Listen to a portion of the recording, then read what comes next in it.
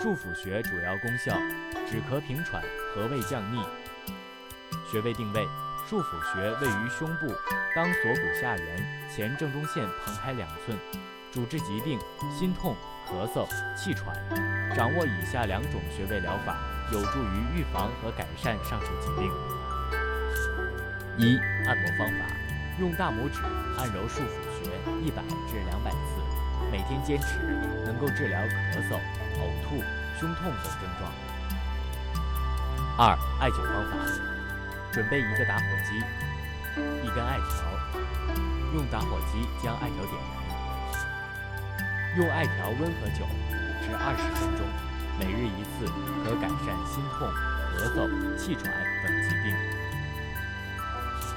操作完毕。